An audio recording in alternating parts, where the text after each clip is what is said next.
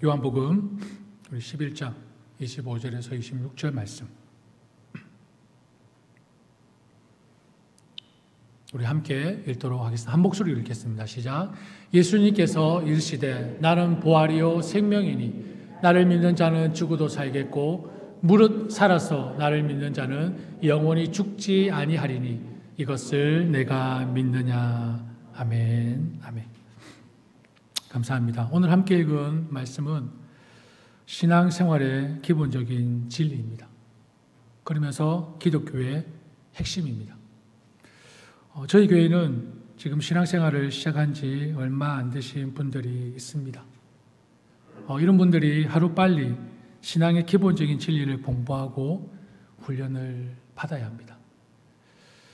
이런 분들이 사실 이런 분들을 위해서 새가족부가 필요합니다. 새가족부를 통해서 교육과 훈련이 이루어져야 하는데 현재 저희 교회는 지금 새가족부가 없는 상황이라 말씀을 통해, 너무나 시급하기 때문에, 중요하기 때문에 말씀을 통해 기독교의 기본 진리를 전하고자 합니다.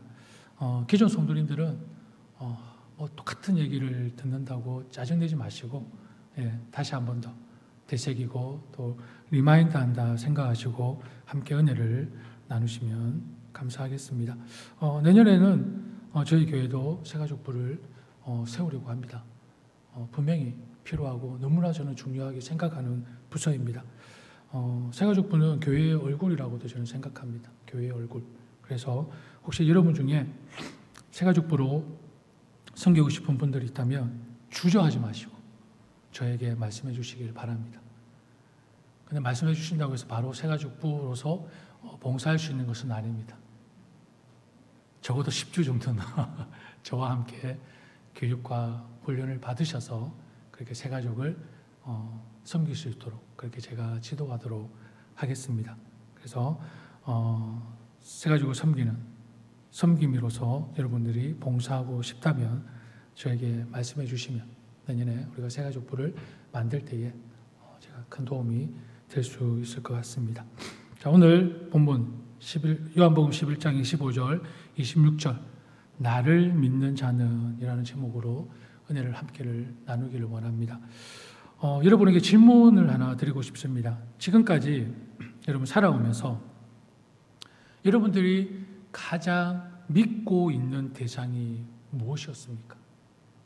가장 신뢰할 만한 것이 무엇입니까? 질문입니다. 가장 믿을 만한 대상이 무엇이었습니까? 가장 신뢰할 만한 것이 무엇입니까? 전혀 예상하지 못한, 여러분 짜고 한 거 아닙니다. 아닙니다. 전혀 훅 들어오네요. 예. 감사합니다. 뭐라고 제가 갑자기 뭐 시나리오와는 전혀 상관없는 이 돌발 상황이 일어나서 제가 지금 당혹스럽습니다. 감사합니다. 어쨌든 가장 믿을 만한 대상, 가장 신뢰할 만한 것이 무엇일까? 혹시 가족이라고 생각하십니까? 혹시 여기 남편과 함께 있거나 아내와 함께 있다면 한번 바라보시겠습니까? 아직도 가장 믿을 만한 대상입니까? 위대하십니다. 그분들은 정말 제가 존경합니다. 대부분 들어보면 결혼하고 다 속았다라고 말을 하더라고요. 오빠만 믿어. 오빠 한번 믿어봐. 그 말에 속아서 그러게요. 제 와이프가 그렇게 생각하고 있지 않을까. 땅을 치며 후회하고 있지 않을까. 아니기를 간절히 바라봅니다. 이제 시대가 변했습니다. 그죠? 누나 한번 믿어봐. 요즘 시대가 이제 바뀌어가고 있습니다. 아마 땅을 치며 후회하는 남자들도 이제 생겨나지 않을까. 그런데 물론 가족을 또 우리가 믿을 수 있는 대상이 될 수 있습니다. 또 우리가 뭐가 믿을 수 있을까요? 그래도 뭐니 해도 머니가 아닐까요? 아멘이 없으시네요. 돈 좋아하지 않으세요? 돈 좋아하지 않으십니까? 그죠? 돈을 믿는 사람도 있습니다. 돈보다도 또 권력을 또 믿는 사람이 있습니다. 힘이 생겨요. 목사님, 세상에 믿을 건 하나도 없습니다. 저는 오직 제 자신만을 믿습니다. 저는 제 느낌, 제 능력을 믿습니다. 너무 신기하게도 저는 꿈이 잘 맞는 것 같아요. 육감이 발달한 것 같습니다. 감이 너무 좋습니다. 혹시 이런 분들이 있습니까? 자기 자신을 믿는 감이 좋은 것 같아요. 여러분, 감히 말씀드리지만 혹시 주변에 이런 분들이 있다면 조심하십시오. 멀리 하시는 것이 좋습니다. 위험합니다.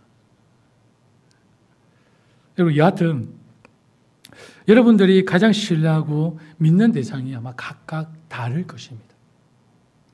그렇다면 한 가지 더 질문을 하겠습니다.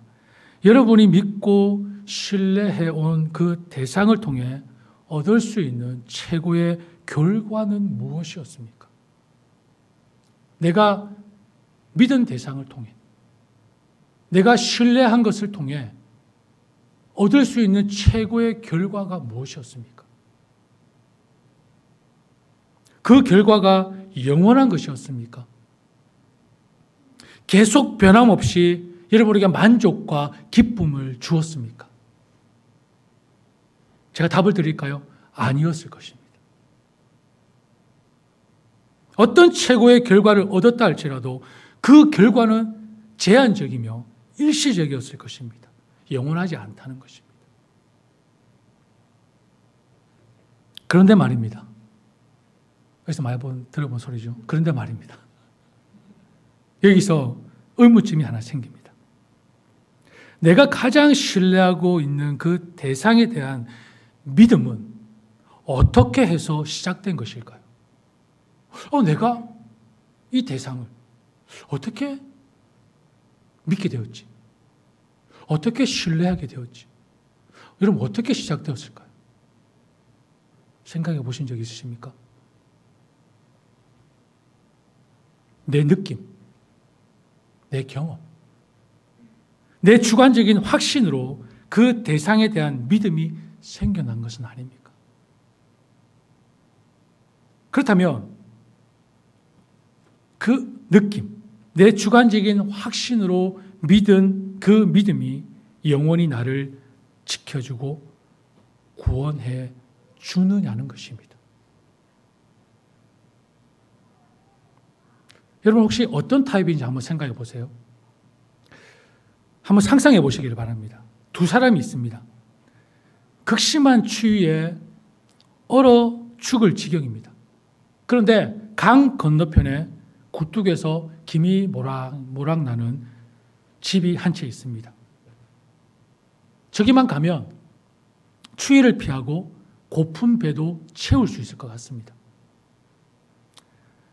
강을 돌아서 가자니 너무 멀고 그때까지 버티기가 힘들 것 같습니다. 두 사람은 얼어있는 강을 건너는 것이 좋다고 결정합니다. 그런데 이 두 사람은 성격이 완전히 다릅니다. 한 사람은 믿음이 너무 좋습니다. 분명 얼음이 꽝꽝 얼어 있을 거야. 아무 문제 없이 건널 수 있을 거야.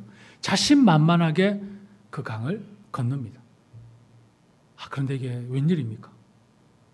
빠지직 하면서 얼음이 그만 깨져버리고 말았습니다.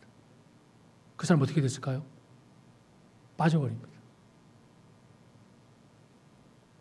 자신만만했던 이 사람의 확신과 느낌과는 완전히 다른 결과가 나타났습니다. 또 한 사람이 있습니다. 이 사람은 소심합니다. 의심이 많습니다. 혹시 가운데 살얼음이 있지 않을까 걱정합니다. 살금살금, 조심조심, 한 걸음 한 걸음, 돌다리도 두드리면서 강을 건너갑니다. 근데 이게 웬일입니까?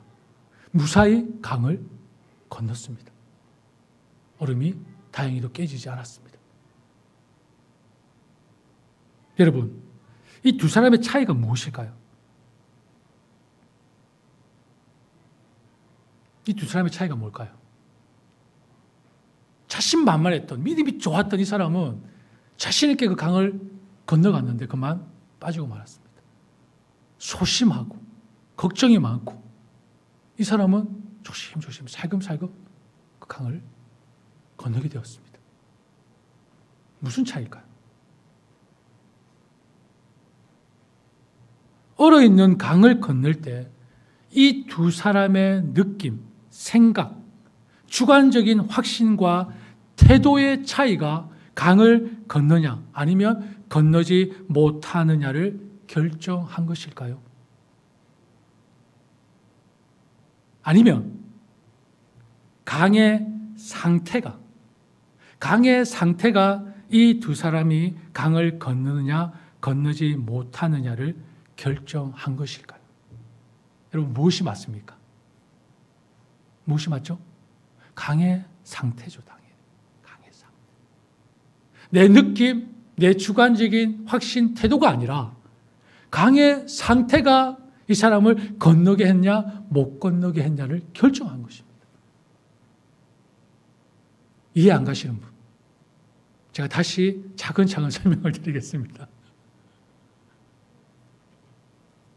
그렇죠. 여러분, 살고 죽는 것을 결정하는 것은 강에 대한 나의 확신 정도가 아닙니다. 강의 상태입니다. 믿음은 내 느낌, 내 경험, 내 주관적인 확신이나 태도에 의해서 결정되어지는 것이 아니라는 것입니다. 교회에 다니면서 가장 많이 듣고 사용하는 말이 바로 단연 믿음이라는 단어일 것입니다. 믿음이 없이는 구원을 받을 수 없습니다. 믿음이 없이는 하나님을 기쁘시게 할 수도 없습니다. 믿음이 없이는 세상을 이길 수도 없습니다. 이처럼 믿음은 예수님을 믿고 따르는 그리스도인들에게는 생명과도 같은 것입니다. 믿음이 생명과도 같은 것이라면 믿음이 무엇인지 정확하게 알아야 되지 않겠습니까? 여러분, 믿음이 무엇입니까? 이해를 돕기 위해서 또 다른 예화를 한번 들어보겠습니다. 무엇인가를 시작하거나 어떤 결심을 하거나 그리고 다시 새롭게 다짐할 때 이렇게 마음의 결단을 하는 사람들이 있습니다. 무조건 열심히 해야지. 앞뒤도 안 보고 올해는 무조건 열심히. 무조건 열심히 믿어야지. 여러분, 맞습니까? 맞습니까? 무조건 열심히만 하면 되는 것입니까? 무조건 열심히만 믿으면 되는 것입니까? 왜 열심히 하는 것이죠? 열심히 해서 무엇을 얻고자 하는 것입니까? 어디를 향해 그 열심을 내고 있는 것입니까?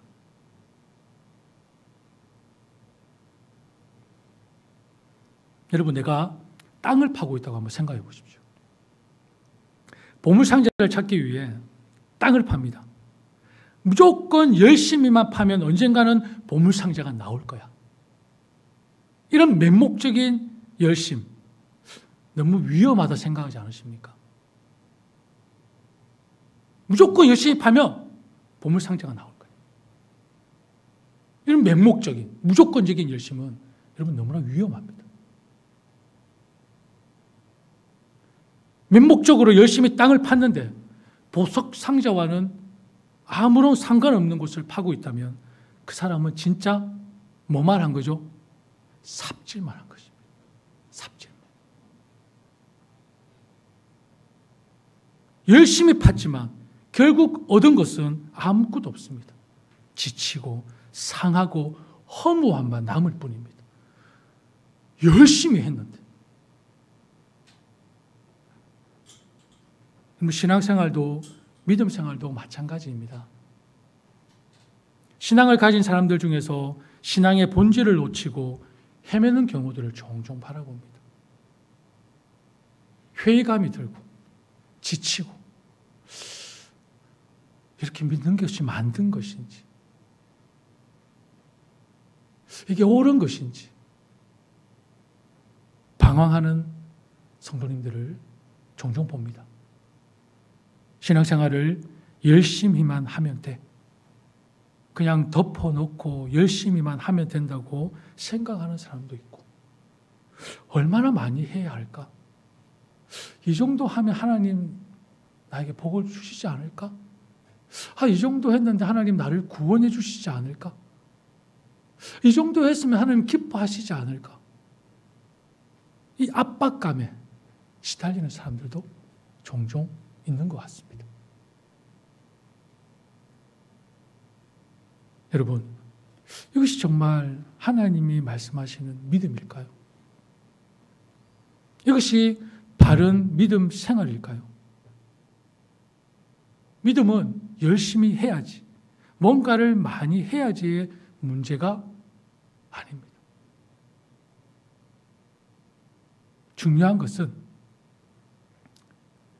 내가 누구를 믿고 있느냐가 더 중요한 것입니다. 신앙생활에서, 믿음 생활에서 가장 먼저 생각해야 하는 것은 어떻게 믿느냐보다 먼저 내가 누구를 믿느냐, 어떻게 내가 믿느냐보다 내가 누구를 믿으려 하느냐에 초점을 맞추어야 한다는 것입니다. 열심히 해야지, 뭔가를 많이 해야지는 뭡니까? 내 주관적인 확신과 내 주관적인 태도입니다. 그게 내 믿음을 결정하는 것이 아니죠.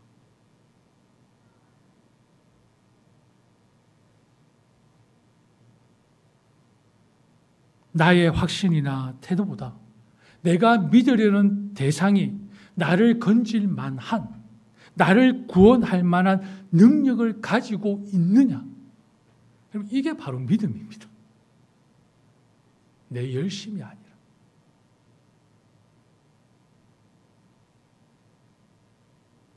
신앙생활을 하면서 열심히 봉사합니다. 헌신합니다. 섬깁니다. 그런데 여기에만 초점을 맞추고 있습니다. 나중에 어떻게 되죠? 번아웃, 지칩니다. 내가 지금 뭐 하고 있지?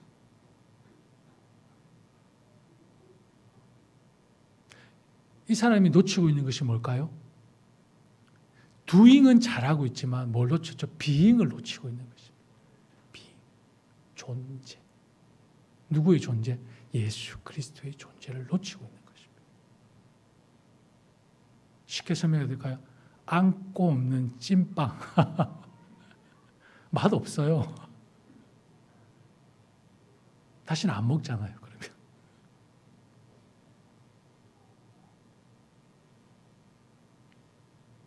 여러분, being의 문제가 해결되지 않고 doing만에 초점 맞추고 doing만을 강조하면 결코 오래 가지 못합니다. 내가 누구를 믿느냐를 더 확실하게 내 마음에 확신을 갖고 doing으로 가야지, doing을 통해 being을 찾고자 한다면 결코 답이 없습니다.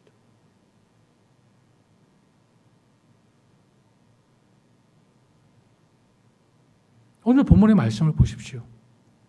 나는 부활이요 생명이니 나를 믿는 자는 죽어도 살겠고 무릇 살아서 나를 믿는 자는 영원히 죽지 아니하리라. 네가 믿느냐 물어보시지 않습니까? 나를 믿는 자는 죽어도 산다고 하십니다. 나를 믿는 자는 영원히 죽지 아니하리라 말씀하십니다. 믿음은 무엇입니까? 신앙생활에 있어서 믿음이 무엇입니까? 바로 예수 그리스도, 그 존재를 믿는 것입니다. 그 존재를 믿는 것. 부활이요 생명이신 예수 그리스도를 믿는 것, 이것이 곧 믿음이라는 것입니다. 더 나아가서 죽음의 권세를, 사망의 권세를 완전히 정복하셔서 다시 사신 예수님, 그 예수님을 믿는 것, 그 역사적인 사건을 성취하신 예수님을 믿는 성도들에게 부활의 생명을, 그리고 영원한 생명을 허락하신 여호와 하나님을 찬양하고 경배하는 것이 바로 믿음 생활이라는 것입니다. 믿음 생활. 믿음은 존재, 예수 그리스도를 믿는 것이고, 그리고 예수 그리스도를 통해서 우리에게 주신 부활의 생명, 영원한 하나님의 나라, 그 주신 여호와 하나님을 경배하고 찬양하는 것이 믿음 생활이라는 것입니다.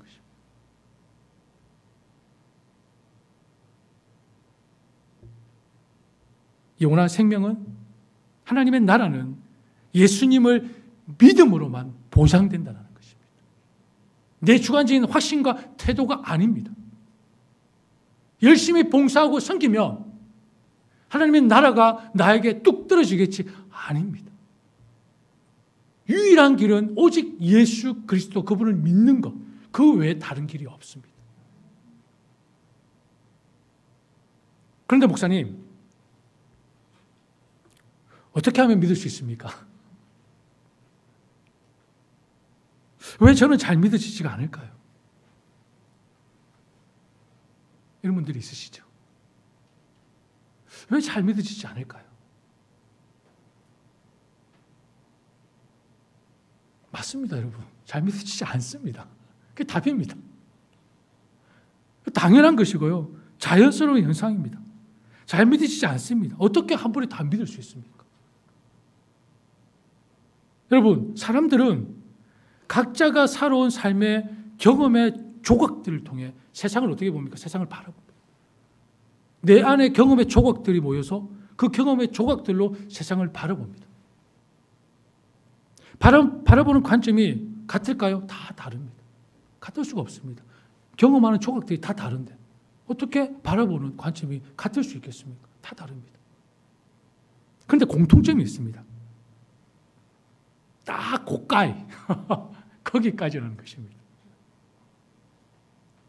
경상도 분들은 알아들으시겠죠? 고가이 딱 거기까지입니다. 내 경험의 조각들 그 이상을 바라보지 못하는 것이 공통점입니다.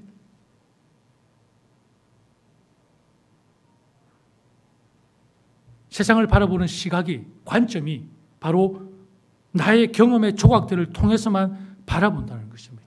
그렇다면 보이는 것이 클까요? 보이지 않는 것이 클까요? 어렵습니까?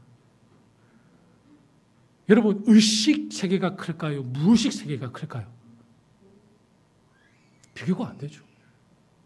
눈에 보이는 빙하가 클까요? 눈에 보이지 않는 수면 밑에 빙하가 클까요? 당연히. 제가 어려운 질문을 하는 겁니까? 수면 위에 빙하가 큽니까? 수면 밑에 빙하가 큽니까? 당연히 수면 밑에 빙하가 말도 없이 크죠. 마찬가지입니다. 의식 세계가 임한다면 무의식 세계는 이루 말할 수가 없습니다.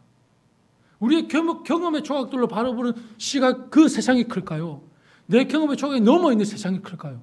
당연히 비교할 수 없이 내 경험의 조각들 밖에 있는 세계가 더 클 수밖에 없죠.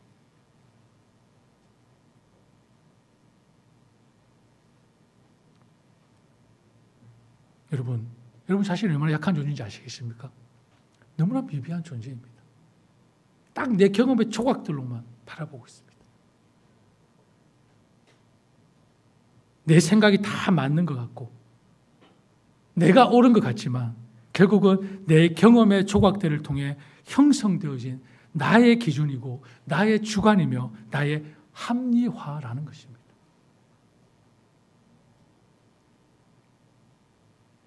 동의하십니까? 반응이 없으셔서 혹시나 나중에 또 저게 반론을 제기하실 분이 생길까요? 예, 그죠? 게다가 시간이 지날수록 우리는 더 어떻게 됩니까? 더욱 나의 주관과 나의 합리화가 견고해집니다. 뭐 들어오면 다 튕겨냅니다. 저리 가. 딱 내 생각. 결국 나와 다른 생각을 가진 사람을 수용하지 못하고 내가 경험하지 않은 것은 부정하게 되는 것입니다. 이것이 인간의 한계입니다.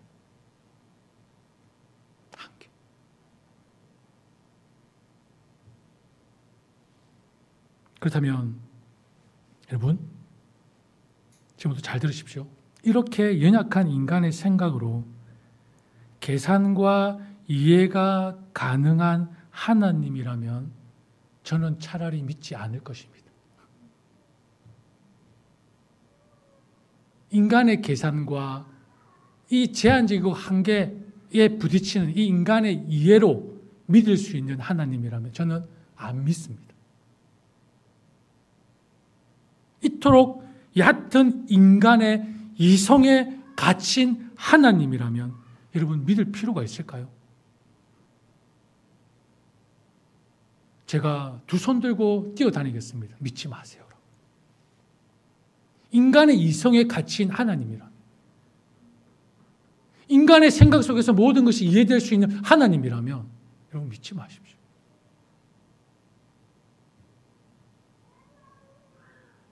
나보다 크고 위대하시고 전지하시고 전능하신 하나님, 당연히 내 생각으로 가늠할 수 없을 뿐만 아니라 이해가 되지 않는 것은 지극히 당연한 현상입니다. 당연한 것입니다. 목사님, 저는 왜 잘 믿어지지 않을까요? 당연한 것입니다. 우리의 이성으로 하나님을 이해할 수 없습니다. 법학자이자 교부였던 터툴리안은 이런 말을 했습니다. 나는 성경이 이해되지 않기 때문에 믿습니다. 좀 아이러니하죠. 나는 성경이 이해되지 않기 때문에 믿습니다. 그 유명한 교부학자인 터툴리안이 이렇게 말을 했다는 것입니다. 만일 다 이해가 된다면 그것은 하나님의 말씀이 아니라 인간의 조작품입니다. 이사야 55장 8절에서 9절 말씀에 보면 나의 생각은 너희의 생각과 다르며 너희의 길은 나의 길과 다르다. 주님께서 말씀하셨습니다. 그리고 하늘이 땅보다 높듯이 나의 길은 너희의 길보다 높으며 나의 생각은 너희의 생각보다 높다. 우리 주님께서 하신 말씀입니다. 말씀을 맺어도 되겠습니까?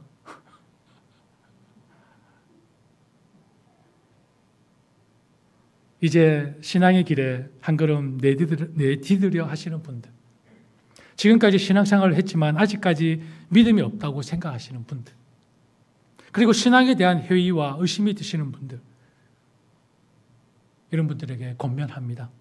하나님께서 하시는 일이 도무지 이해가 가지 않는 것은 매우 자연스럽고 당연한 일입니다.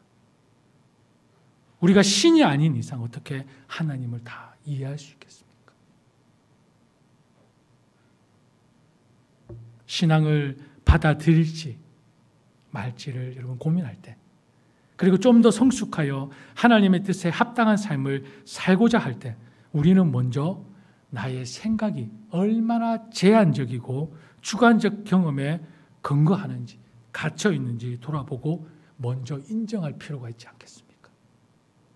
하나님이 이러쿵저러쿵 하기 전에 내가 얼마나 제한적이고 내 경험의 조각에 갇혀가지고 이것만 바라보는 한계에 부딪히는 우리의 연약함을 먼저 돌아볼 필요가 있지 않겠습니까? 크기와 넓이와 높이를 가늠할 수 없는 위대하신 하나님을 모시기 위해 주관적이고 제한적인 내 생각의 크기 자체를 우리는 깨버려야 하는 것입니다. 하늘보다 바다보다 크신 하나님을 받아들이기 위해서 나와는 완전히 다른 차원의 존재이신 하나님을 인정하기 위해서 내 수준의 논리 싸움을 우리는 포기해야 할 것입니다. 이것이 우리 안에 먼저 일어나야 하나님을 이해할 준비가 될 수 있지 않을까요? 이것이 내 안에서 인정되어지고 이것이 내 안에서 일어나야 하나님을 이해하고 받아들일 준비가 되지 않겠습니까? 사랑하는 여러분, 이제 자신의 제한된 시각, 세계관을 내려놓고 성경적 세계관으로 여러분 한번 저와 함께 나아가 보지 않겠습니까? 네, 저와 함께 손잡고 성경적 세계관으로, 내 주관적인 세계관이 아닌 내 경험의 퍼즐에 맞춰 있는 세계관이 아닌 성경적 세계관은 어떤 세계관입니까? 인간의 유한함, 한계를 인정하고 하나님의 무한함, 하나님의 이해할 수 없는 영역까지 믿고 받아들이는 것이 성경적 세계관입니다. 히브리서 11장 1절에 믿음은 바라는 것들의 실상, 확신이라는 것입니다. 믿음은 바라는 것들의 확신이요, 보이지 않는 것들의 증거라고 말씀합니다. 3절에 보면 믿음으로 우리는 세상이 하나님의 말씀으로 지어졌다는 것을 깨닫습니다. 이토록 믿음이 중요합니다. 믿음이 있어야 이 세상이 하나님의 말씀으로 지어졌다는 것을 받아들일 수 있다는 것입니다. 믿음이 있어요.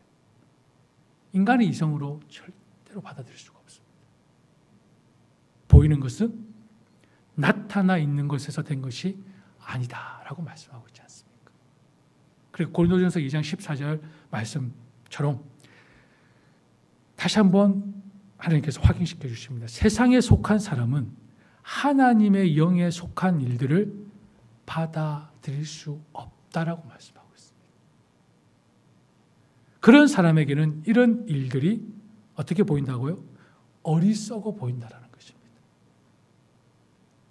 그런 일들을 이해할 수 없다라는 것입니다. 그럼 이런 일들은 무엇만으로 분별할 수 있는 것입니까? 하나님의 영으로만, 성령으로만 분별할 수 있기 때문입니다.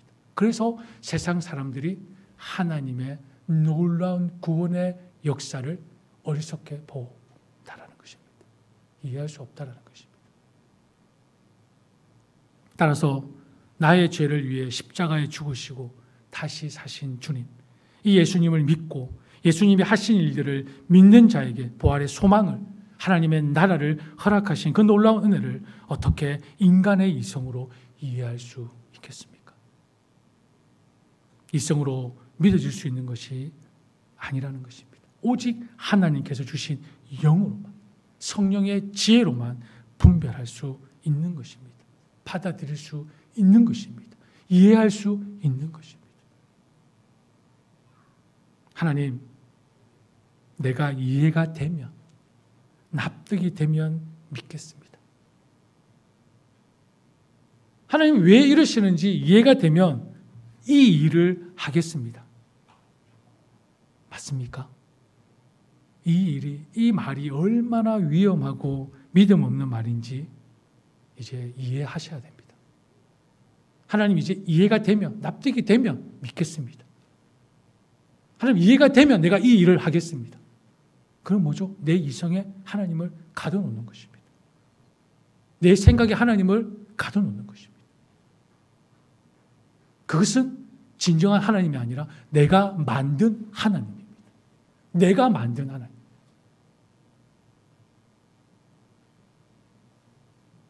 우리는 하나님을 다 납득할 만한 그릇을 가지고 있지 않습니다. 저도 마찬가지입니다. 어떻게 하나님을 다 내가 납득할 수 있겠습니까? 그러니 잘 믿어지지 않습니다. 당연한 것입니다. 자연스러운 것입니다. 믿음의 선배들을 바라보시면서 한 걸음 한 걸음 내딛으시면 뭐죠? 아이가 자라듯 성숙해 가는 것입니다. 한 번에 확 자랄 수가 없는 거죠. 사랑하는 여러분, 예수님은 우리 죄를 사하셔서 영원한 생명과 하나님의 나라를 주시기 위해서 십자가에 피 흘려 죽으셨습니다. 오직 예수 그리스도만이 길이 되시고 진리가 되시고 생명이 되십니다. 주님이 저와 여러분에게 묻습니다. 네가 나를 믿느냐? 라고 물으실 때 여러분 뭐라고 대답하시겠습니까? 주님, 내가 믿습니다. 주님, 내가 믿습니다. 이해가 돼서 믿는 것이 아니라, 납득이 돼서 믿는 것이 아니라 하나님 주신 그 영으로 하나님, 제가 주님을 믿습니다. 고백하며 영원한 생명을 우리 모두가 함께 누리는 복된 성도들이 되시기를 축복합니다. 우리 찬양하겠습니다.